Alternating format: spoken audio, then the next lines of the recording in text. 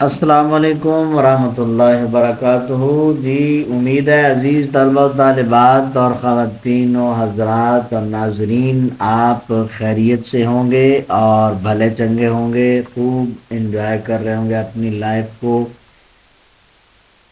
تو آج آپ کی خدمت میں پروفیسر محمد رمضان نظر، lecturer Urdu informatics, group of colleges فیصلہ آباد کیمپس کے پلیٹ فارم سے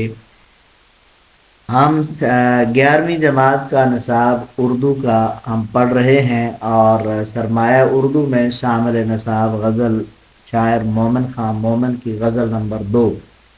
لیکچر نمبر 4 آپ کی خدمت میں لے کر حاضر ہوا ہوں، اور ہم یہ انشاءاللہ آج اس غزل کا اختتام کریں گے اس لیکچر میں۔ تو لہٰذا آپ لوگ ویڈیو کو آخر تک سنیے گا اور نوٹس اپنے تیار کیجیے گا، انشاءاللہ ضرور فائدہ ہوگا۔ جی تو طلبہ و طالبات، لیکچر کا آغاز کرتے ہیں۔ جی شعر نمبر 4 ہے جی اس غزل نمبر 2 کا، شعر نمبر 4۔ پچھلے لیکچر میں ہم نے شعر نمبر 3 تک مکمل کیا تھا لیکچر۔ آج شعر نمبر 4 سے آغاز کریں گے۔ بیزار جان سے جو نہ ہوتے تو مانگتے، شاہد شکایتوں پہ تیری مدعی سے ہم۔ شاعر کا نام مومن خان مومن ہے۔ مشکل الفاظ دیکھیے گا۔ بیزار، اکتائے ہوئے، تنگ آئے ہوئے، جان سے اپنے آپ سے، مانگتے طلب کرتے، شاہد گواہ، شکایتوں پر رقیب کی طرف سے جو شکایتیں ہیں اس کے جواب میں، یعنی رقیب کی طرف سے شکایتوں کے جواب میں، اور جو رقیب نے کان بھرے ہیں محبوب کے، ان شکایتوں پر جو ہے اب عاشق جو ہے وہ بھی گواہ طلب کرتا، لیکن وہ اپنی جان سے بیزار ہے۔ مدعی دعویٰ کرنے والا یعنی رقیب۔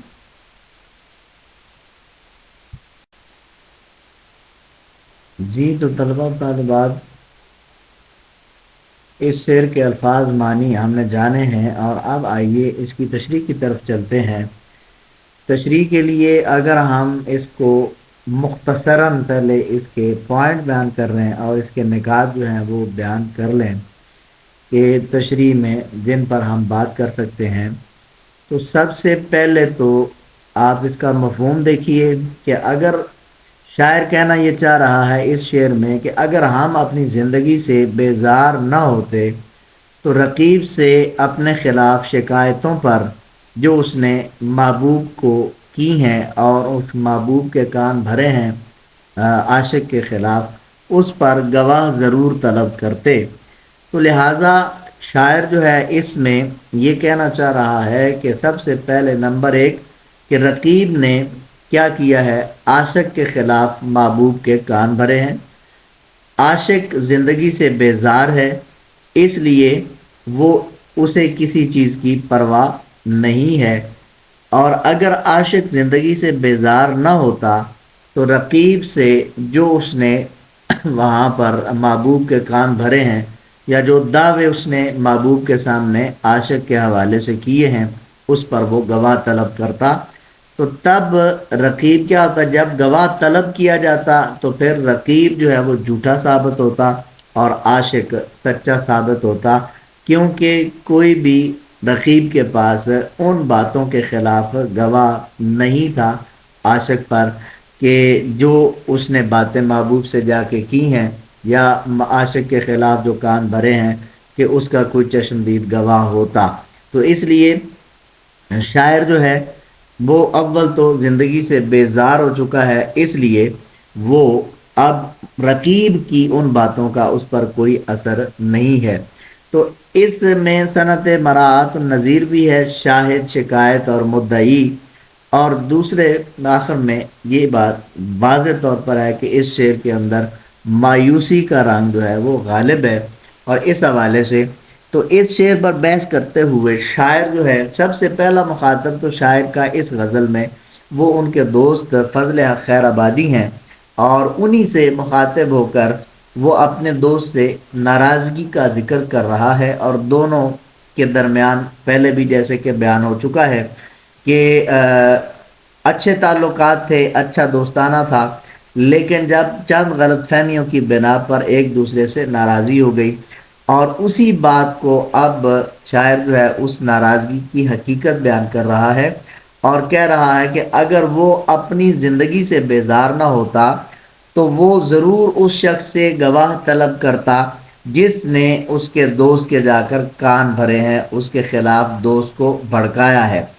تو دراصل کسی شخص نے کیا کیا تھا، واقعہ یوں ہے کہ کسی شخص نے مولانا فضل حق خیر آبادی کے مومن خواہ مومن کے خلاف کان بھرے تھے، اور وہ باتیں بھی جا کر فضل حق خیر آبادی سے کہی تھیں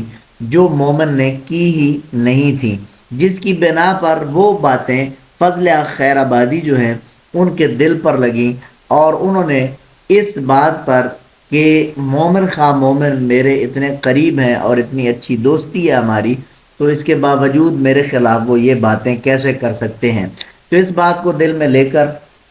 انہوں نے ان سے قطع کلامی کر لی، اور یہ سارے معاملات جو ہیں اس بات کا،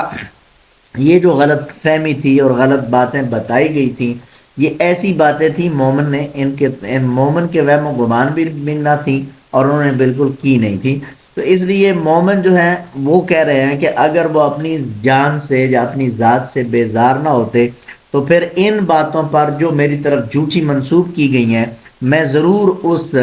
دعوے دار سے گواہ طلب کرتا جس نے میرے دوست کے سامنے جا کر یہ دعویٰ کیا ہے کہ یہ باتیں میں نے کی ہیں، تو پھر یہ ہوتا کہ وہ شخص جو ہے وہ جھوٹا ثابت ہوتا اور اس دعوے پر، اور میں سچا ثابت ہو جاتا، اور اپنی طرف سے باتیں گھڑ کر اس نے جو دوستوں کے درمیان دشمنی پیدا کی ہے اس میں وہ سراسر غلط ثابت ہو جاتا۔ اس لیے کیوں میں اب گواہ اس لیے طلب نہیں کر رہا کہ میں تو دوست کی بے اعتنائی اور اس پر جو ہے زندگی سے ویسے ہی بیزار ہوں، مایوس ہو چکا ہوں، اس لیے اسے اس بات کی، اب شاعر کو یا عاشق کو اس بات کی غرض نہیں ہے کہ کوئی اس کے بارے میں کیا کہتا ہے، اس لیے یہ باتیں تو جو مشہور کر رہا ہے وہ کرتا رہے، اسے کوئی پرواہ نہیں ہے، کیونکہ غالب کے ہاں اگر اس مضمون کو دیکھا جائے تو وہ کچھ اس طرح سے ایسی بات کرتے ہیں کہ جب توقع ہی اٹھ گئی غالب کیوں کسی کا گلہ کرے کوئی، تو گویا کہ اب مومن کو کی بھی توقع اٹھ گئی ہے اور دنیا سے اور بھروسہ اٹھ گیا، اس لیے اب وہ گلے شکوے میں پڑنا ہی نہیں چاہتا اور وہ خود بیزار ہو چکا ہے، لہذا اب اسے لوگوں کی اور رقیبوں کی اور دوسرے لوگوں کی باتوں کی پرواہ نہیں ہے۔ تو اس کو اگر اس شعر کو روایتی انداز میں دیکھا جائے تو اس میں عاشق جو ہے وہ محبوب کی بے وفائی اور بے رخی اور ستم گری کا تذکرہ کر رہا ہے، اور اس شعر میں جو عشق میں اصل نقصان جو ہے وہ رقیب نے پہنچاتا ہے عاشق کو، کیونکہ وہ ایسی باتیں بھی جو ہے وہ جا کر محبوب کو بتاتا ہے جو عاشق نے کی ہی نہیں ہوتی، اور عاشق کو سراسر وہ بدنام کرنے کے لیے محبوب کے کان بھرتا رہتا ہے۔ تو محبوب نے، اب عاشق کا دعویٰ یہ ہے کہ وہ کہتا ہے کہ محبوب نے مجھ سے جو دعویٰ کیا ہے، محبوب نے مجھ سے جو ناطہ اور تعلق توڑا ہے، اس کی وجہ صرف اور صرف جو ہے وہ کیا ہے، وہ رقیب کی باتوں پر کان دھرنا ہے۔ تو یوں وہ بے بس ہے اور بے بسی کی تصویر بن کر رہ گیا ہے، اور وہ سمجھتا ہے کہ اس کی بدقسمتی تھی کہ محبوب رقیب کی باتوں کو اہمیت دیتا رہا ہے، اور رقیب نے ان کے کان جو ہے محبوب کے خوب بھرے ہیں، اور محبوب نے مجھ سے قطع تعلق ہی کر لی ہے۔ تو اس لیے رقیب کی بجائے یہاں پر مدعی کا لفظ استعمال کیا ہے، جس کا لفظی معنی تو دعویٰ کرنے کے ہیں، لیکن یہاں پر جو ہے وہ مومن نے شکایت لگانے والا مراد لیا ہے، اور یہاں پر یعنی اس نے جا کر عاشق کی شکایت لگائی ہے محبوب کو، تو لہٰذا اردو کے شعری روایت کے کا عکس جو ہے وہ بھی اس میں نظر آ رہا ہے اس شعر میں، کہ محبوب تو ہمیشہ دوسروں کی باتوں میں آ کر عاشق پر جور و جفا کرتا ہے، اس سے بے اعتنا اور بے نیازی برتنا ہے، تو اس لیے محبوب کی بے رخی دیکھ کر عاشق جو ہے ضرور سوچتا ہے کہ رقیب نے نہ جانے کون کون سے الزامات لگائے ہیں۔ اس حوالے سے محبوب کے دل میں کہیں نہ کہیں جو ہے وہ کہ اس کے بارے میں بدگمانی بیٹھ گئی ہے، اور شاعر یہ کہنا چاہ رہا ہے کہ مدعی کی وجہ سے میرا اور تعلق جو ہے وہ محبوب سے ٹوٹ تو گیا ہے، اگرچہ یہ تعلق پہلے بھی کمزور سا تھا لیکن اب تو بالکل ہی ختم ہو چکا ہے، اور محبوب کے دل میں کہیں بھی اس کے لیے کوئی نرم گوشہ موجود نہیں ہے۔ مگر اب درمیانی لوگ جو ہیں انہوں نے کیا کیا ہے، اسے بالکل بدظن کر دیا ہے، اور یہ عالم ہے اب اس کا، شاعر کا، کہ اگر یہ کہا جائے کہ شاعر اپنی زندگی سے بیزار ہو چکا ہے اس قدر کہ تنگ آ چکے ہیں کشمکش زندگی سے ہم، ٹھکرا نہ دیں جہاں کو کہیں بے دلی سے ہم۔ تو ساحر لدھیانوی جو ہے وہ کہتے ہیں، ان کی عکاسی جو ہے وہ بھی مومن کے ہاں جو مضمون بیان ہو رہا ہے انہوں نے بھی وہی مضمون بیان کیا ہے۔ تو لہٰذا اردو شعری روایت کے اندر رقیب بہت اہم کردار ہے، اور یہ وہ کردار ہے جس پر محبوب ہمیشہ مہربان رہتا ہے، اور رقیب بھی محبوب کے قریب رہنے کے لیے اسے اپنے سچے ہونے کا یقین دلاتا رہتا ہے۔ اس کے لیے وہ اکثر دوسروں کے بارے میں غلط باتیں بتا کر اور ان پر الزام تراشیاں کر کے محبوب کو ان سے بدظن بھی کرتا ہے، تاکہ محبوب اس کے بارے میں ہمیشہ اچھا ہی سوچتا رہے۔ تو لہٰذا روایتی شاعری کے اندر یہاں کے لحاظ کے اسی جتن اور اسی سلسلے کو یہاں پر بھی جو ہے وہ دیکھا جا سکتا ہے کہ مومن کے ہاں بھی یہاں بھی رقیب محبوب کے پاس پہنچ چکا ہے اور اسے غلط مشورے دے کر عاشق سے بدظن کر چکا ہے۔ تو اس صورتحال میں عاشق کے پاس اور کوئی چارہ نہیں ہے، وہ سمجھ نہیں پا رہا کہ وہ اپنے لیے اس مسئلے کا حل جو ہے وہ کیسے نکالے، یا اپنے اس مسئلے کا حل کس کو جو ہے وہ کس سے دریافت کرے، یا کیسے اس کا حل نکل سکتا ہے، کس سے انصاف کی توقع رکھے۔ تو اس لیے شاعر زندگی سے جو ہے وہ بیزار ہے اور روٹھ گیا ہے، اور وہ مطلب کہہ رہا ہے کہ گویا کہ جگر مرادہ بادی کی زبان میں اسے یوں کہہ لیجیے کہ وہ جو روٹھیں یوں منانا چاہیے، زندگی سے روٹھ جانا چاہیے۔ تو گویا کہ شاعر بھی جو ہے وہ مومن خواہ مومن بھی جو ہے وہ زندگی سے بیزار ہو چکے ہیں، اور وہ اس طرح سے اظہار کر رہے ہیں کہ بیزار جان سے جو نہ ہوتے تو مانگتے، شاہد شکایتوں پہ تیری مدعی سے ہم۔ لیجئے طلبہ، اس کی وضاحت کے بعد آپ کی اسکرین پہ اس کے حوالہ جاتی اشعار جو ہیں وہ نظر آ رہے ہیں۔ پہلا شعر غالب کا ہے، اور غالب کہتے ہیں: جب توقع ہی اٹھ گئی غالب،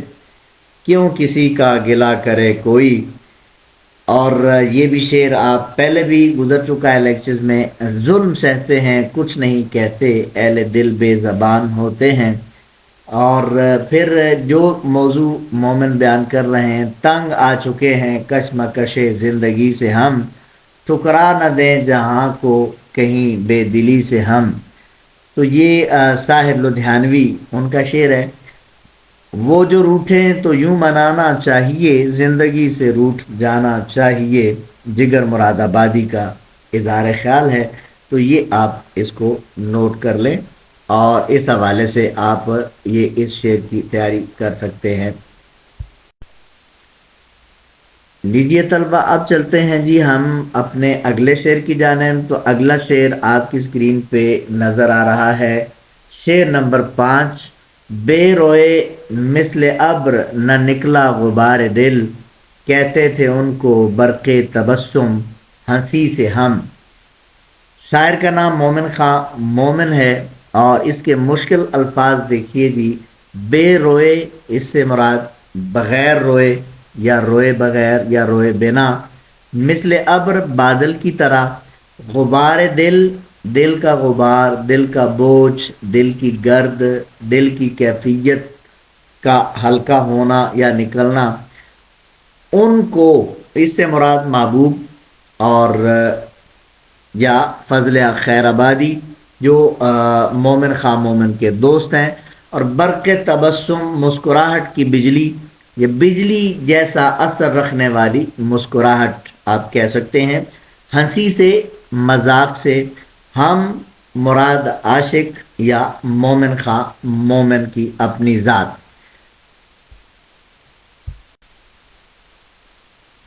یہ شعر نمبر 5 کے مشکل الفاظ کے معنی جاننے کے بعد اس کا مفہوم سمجھ لیجیے۔ گویا کہ شاعر جو ہے وہ یہ کہہ رہا ہے کہ ہم مذاق میں تمہاری ہنسی کو برق تبسم کہتے تھے، یعنی تمہاری مسکراہٹ بجلی جیسا اثر رکھتی تھی، لیکن ہمیں کیا خبر تھی کہ یہ بجلی ہم ہی پر آن گرے گی اور ہمارے دل کا غبار جو ہے وہ پھر روئے بغیر نہیں نکلے گا۔ تو عزیز طلبہ و طالبات، اس شعر کی وضاحت کرتے ہوئے ہم ان چند جو ہے وہ نکات کے حوالے سے بات کر سکتے ہیں کہ نمبر 1، ہنسی اور دل لگی میں عاشق کا محبوب کی ہنسی کو برق کہنا، اور پھر اس کے بعد اسی بجلی کا خود بھی شکار ہو جانا، اور یہ شاعر کی یہ حالت ہے اب کہ بادل کی طرح اس کا رونا، اور دل اتنا جو ہے وہ کربناک ہوا کہ بادل کی طرح اسے رونا پڑا ہے یا عاشق کو رونا پڑا۔ رونے کو بادل کے برسنے سے اور محبوب کی مسکراہٹ کو برق سے تشبیہ دی ہے، اور دوست یا محبوب کا شاعر کو غم زدہ کرنا، یہ اس شعر کے پہلو ہیں۔ اور دوسرا لفظی پہلو دیکھا جائے تو اس خصوصیت جو ہے وہ صنعت تضاد کا بھی استعمال ہوا ہے، روئے اور ہنسی یہ صنعت تضاد ہے۔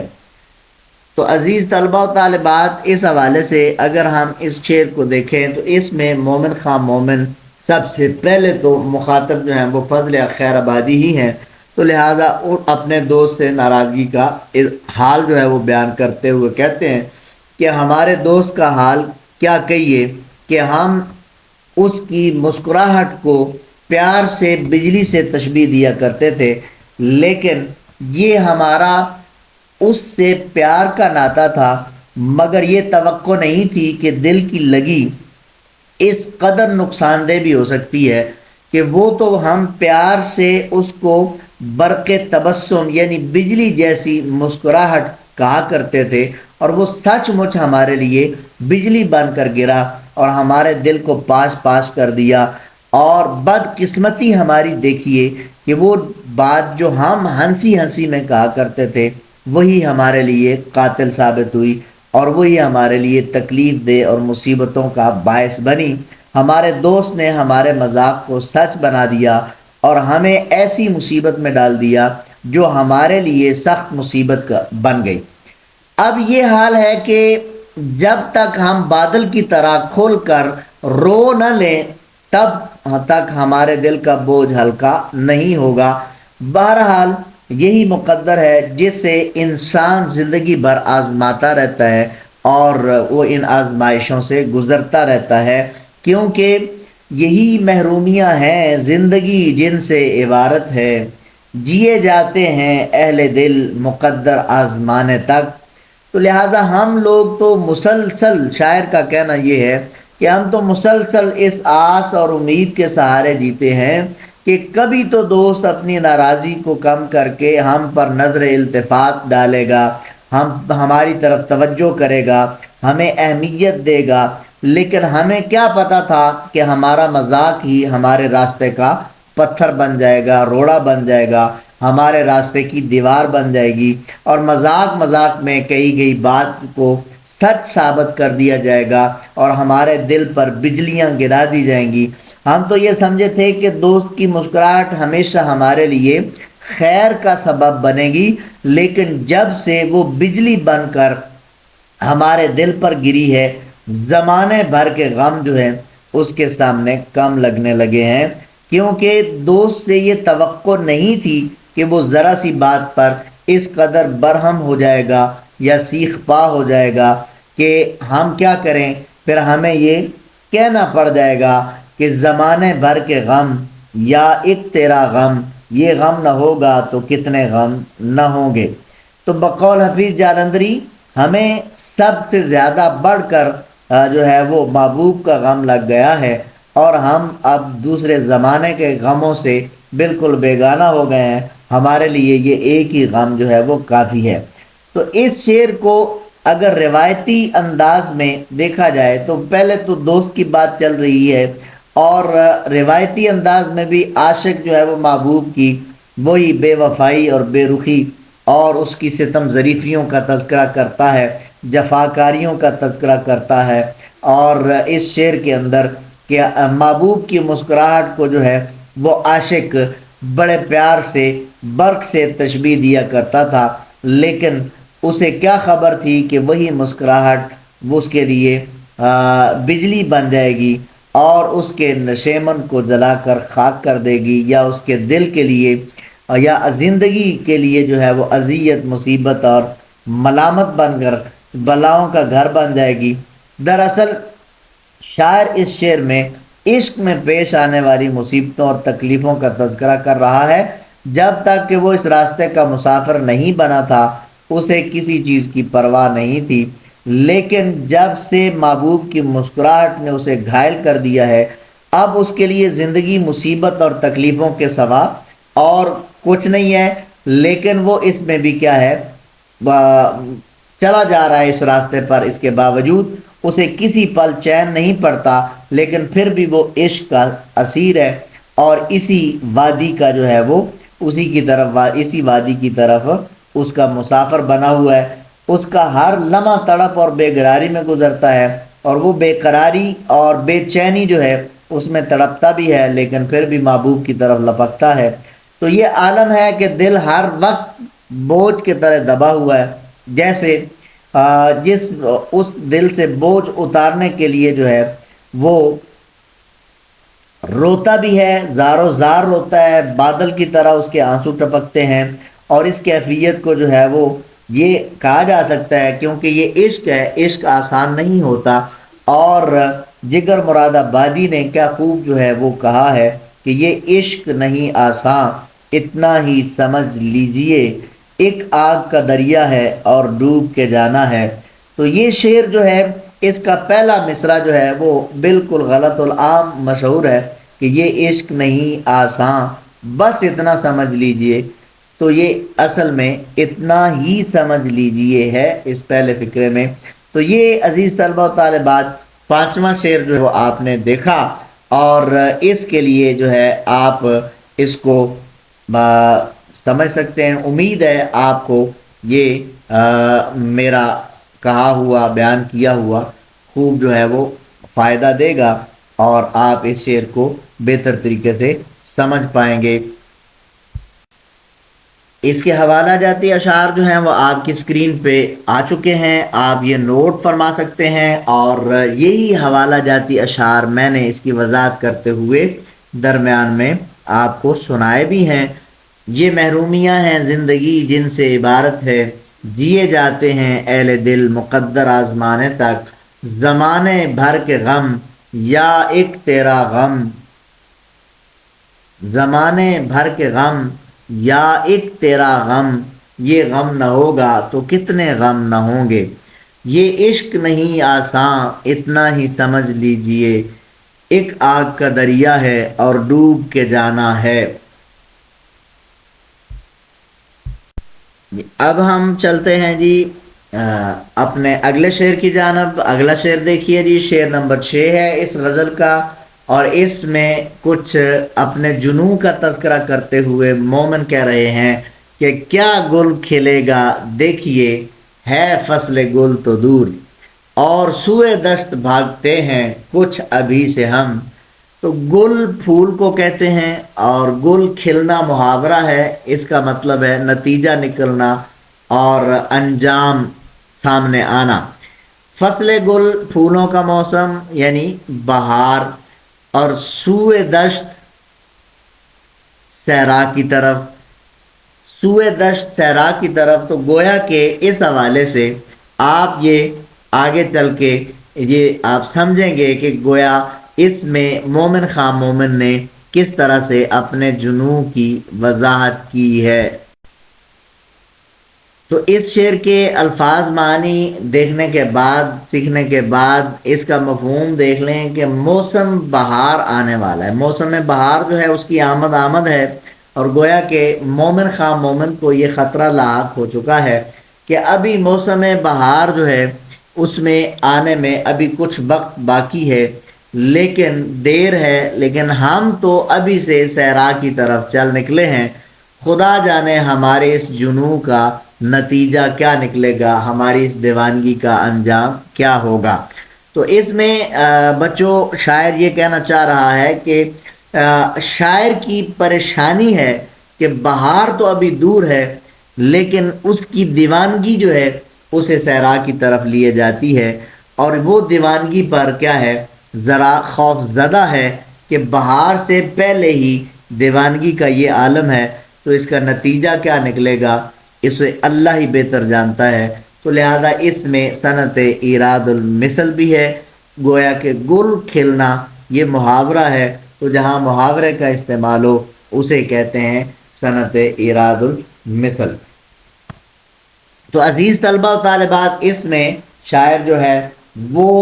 بات کرتے ہوئے اپنی دیوانگی اور اپنے جنوں کی جو ہے وہ بات کر رہا ہے، اور کہتا ہے کہ بہار کی آمد سے پہلے ہی اب کے جنوں اتنا زیادہ ہو گیا ہے، یہ کیفیت عشق اتنی بڑھ گئی ہے کہ یہ جنوں ہمیں صحرا کی طرف جانے کا جو ہے جانے پر مجبور کر رہا ہے۔ تو شعری روایت کے اندر، اردو شعری روایت کے اندر،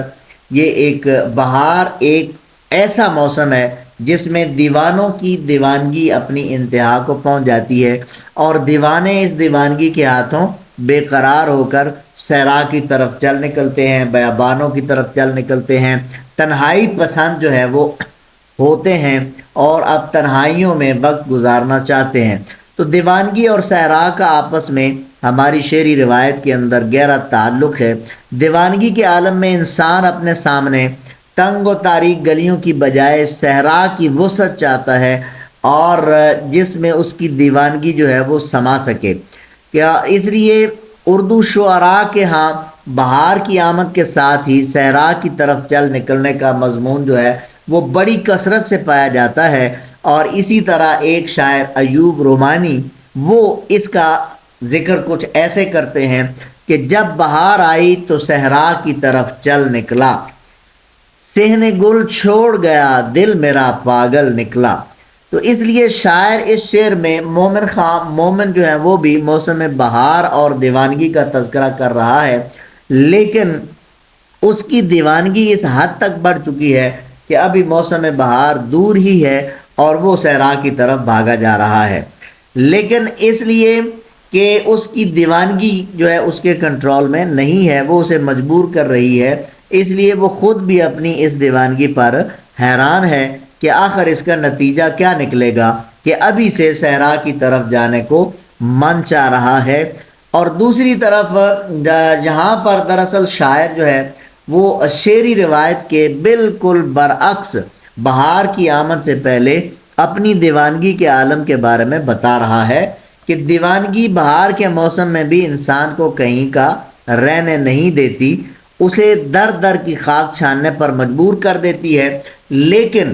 یہاں دیوانگی کا یہ عالم ہے کہ ابھی تو بہار آئی ہی نہیں ہے، ابھی تو فصل گل جو ہے وہ دور ہے، لیکن دیوانگی پہلے ہی اپنے عروج پر پہنچ چکی ہے، اور عاشق اس دیوانگی کے ہاتھوں بے چین بے قرار اور مجبور ہے، اور وہ اس کے ہاتھوں مجبور ہو کر صحرا کی طرف چل نکلتا ہے، لیکن وہ خود بھی خوف زدہ ہے کہ اس کی اس دیوانگی کا نتیجہ آخر کیا نکلے گا، وہ زندگی کیسے گزرے گی، لوگ کیا کہیں گے، کتنی ذلت اور رسوائی اٹھانا پڑے گی، داغ عشق یہ کیسے بھرے گا۔ اب بہت سے سوال جو ہیں اس کے سامنے کھڑے ہیں، اس لیے وہ کیا گل کھلے گا کہتا ہے جو اس کے خوف اور اندیشوں کا اظہار ہے، کیونکہ فصل گل آئی پھر ایک بار اسیران وفا، اپنے ہی خون کے دریا میں نہانے نکلے۔ امجد اسلام امجد کے بقول تو یہ ہوتا ہے، اور یہاں پر اصل شعری روایت کے اندر عاشق کا بہار کی آمد کے ساتھ ہی دیوانگی کے عالم میں چلے جانا یہ عام سی بات ہے، اور شاعر کہتے ہیں کہ عاشق پر عشق کے جنون کی شدت بہاروں کے موسم میں کچھ زیادہ ہو جاتی ہے، لیکن جو کچھ اس پر بیت رہی ہے وہ سب سے جدا ہے، اس کی دیوانگی اب اس انتہا کو پہنچ چکی ہے کہ وہ موسم بہار کی بھی محتاج نہیں رہی ہے، کیونکہ موسم بہار کے ساتھ دیوانگی کو خاص کیا گیا ہے شعری روایت کے اندر، لیکن اب یہاں مومن کے ہاں یہ جنوں جو ہے وہ اب اس بہار کا محتاج بھی نہیں رہا، بلکہ اس کا اب خزاں ہو، بہار ہو، گرم ہو، موسم سرد ہو، جیسے بھی ہو، اس کی دیوانگی اور جنوں جو ہے وہ اب کسی موسم کا محتاج نہیں ہے۔ تو اصل میں شاعر بتانا یہ چاہتا ہے کہ اس کی دیوانگی اب لا علاج ہو چکی ہے، اب اس کا مرض اسے جس راہ پہ لے جا رہا ہے وہاں سے واپسی ممکن نہیں ہے۔ تو اس لیے اس آتش جو ہے وہ اس کی بڑی ترجمانی کرتے ہیں بہترین انداز میں کہ ہمیشہ میں نے گریباں کو چاک چاک کیا، کہ دیوانگی کا عالم یہ ہے کہ اب گریباں چاک ہوتا ہے اور رفو گر اسے رفو کرتے ہیں مگر کامیابی نہیں ہوتی، ادھر گریباں چاک ہوتا ہے، ادھر رفو گر رفو کرتے ہیں، پھر چاک ہوتا ہے، پھر رفو گر، تو یہی سلسلہ چل رہا ہے۔ آتش جو ہے اس جذبے کو ایسے بیان کر رہے ہیں کہ ہمیشہ میں نے گریباں کو چاک چاک کیا، تمام عمر رفو گر رہے رفو کرتے۔ تو عزیز طلبہ و طالبات، ہم نے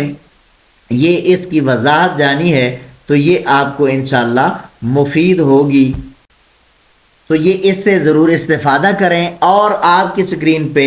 اس کے حوالہ جاتی اشعار دوبارہ جو میں نے شعر کے دوران وضاحت کے دوران پیش کیے ہیں وہ اب ایک سکرین پہ آپ کو نظر آ رہے ہوں گے۔ پہلا شعر: جب بہار آئی تو صحرا کی طرف چل نکلا،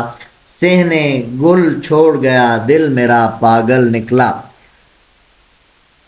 فصل گل آئی پھر ایک بار اسیران وفا، اپنے ہی خون کے دریا میں نہانے نکلے، اور ہمیشہ میں نے گریباں کو چاک چاک کیا، تمام عمر رفو گر رہے رفو کرتے۔ جی عزیز طلبہ، اب ہم اس لیکچر کے آخری شعر کی طرف بڑھ رہے ہیں، اور یہ ہے اس غزل کا مقطع ہے جس میں مومن خواہ مومن اپنے جذبات کا اظہار کچھ یوں کر رہے ہیں کہ لے نام آرزو کا تو دل کو نکال لیں،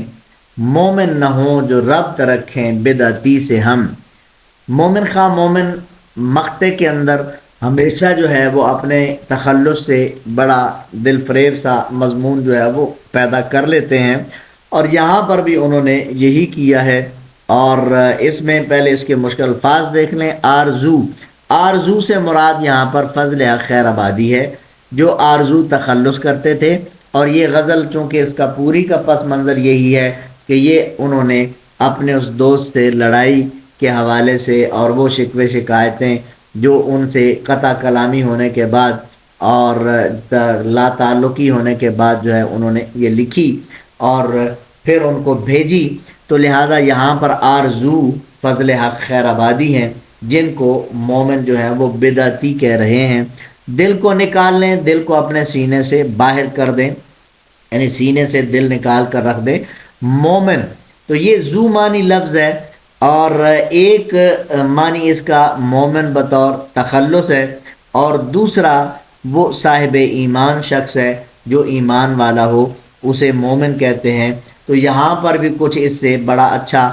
مضمون جو ہے وہ پیدا کیا ہے۔ ربط تعلق اور واسطے کو کہتے ہیں، بدعتی نئی بات بنانے والا یا دین کے اندر نئی بات نکالنے والا، تو یہ اس کے الفاظ معنی ہیں، اور اس سے ہم آگے چلتے ہیں جی اپنے آگے اس شعر کے نکات کی طرف، تشریحی نکات کی طرف۔ یہ چونکہ مقطع ہے اور مقطع ویسے تشریح میں پوچھا نہیں جاتا، اور یہاں پر لیکن ہم اس کو سمجھنے کے لیے اس پر بحث کرتے ہیں۔ تو عزیز طلبہ، مقطع کے اندر گویا کہ ہم نے الفاظ معنی جو ہیں وہ ہم نے جانے ہیں، اور مشکل الفاظ لغت ہم نے حل کر لی ہے۔ اس کا مفہوم اس لغت کو مد نظر رکھتے ہوئے یہ ہوگا کہ اگر میں آرزو کا یعنی فضل خیر آبادی کا نام بھی لوں تو دل کو سینے سے نکال کر پھینک دوں، کیونکہ کسی مومن کو بدعتی سے تعلق زیب نہیں دیتا۔ تو اس لیے شاعر جو ہے وہ کہنا یہ چاہ رہا ہے اس میں کہ شاعر کا اپنے دوست سے جو ہے اس میں جو چیز بیان ہو رہی ہے وہ اگر نکات کی صورت میں ہم بیان کریں تو ہم یہ کہہ سکتے ہیں کہ اس شعر کے اندر شاعر کا اپنے دوست سے ناراض ہونے کا تذکرہ ہے اور وہ اس کا نام بھی نہیں لینا چاہتا۔ اس حد تک ناراضگی بڑھ گئی ہے، دلوں میں کدورتیں آ گئی ہیں اور نفرت پیدا ہو گئی ہے کہ وہ اپنا نام بھی نہیں لینا چاہتا اور وہ اس کے اپنے محبوب کا نام بھی لینا نہیں چاہتا، اور مومن کے تخلص کی رعایت سے اس نے بدعتی کا لفظ استعمال کیا ہے اور خود کو مومن جبکہ مولانا فضل خیر آبادی کو بدعتی کہا گیا ہے اس شعر میں۔ تو اس کے اندر جو دیکھیے مومن اور آرزو دونوں یہ شعراء ہیں، ہماری اردو روایت کے شاعر ہیں اور اردو شعری دنیا کے اندر غزل میں اردو شعری روایت کے اندر ان کا نام ہے۔ دونوں کے اشعار میں قدرت نے بے پناہ دلچسپی کا سامان رکھ چھوڑا ہے اور دونوں کی آپس کی لڑائی نے یہ وقت دکھایا کہ دونوں ایک دوسرے کے خلاف جو ہے وہ اشعار کہنے لگے، اور مومن نے آرزو سے جس وقت لڑائی کی تو اس وقت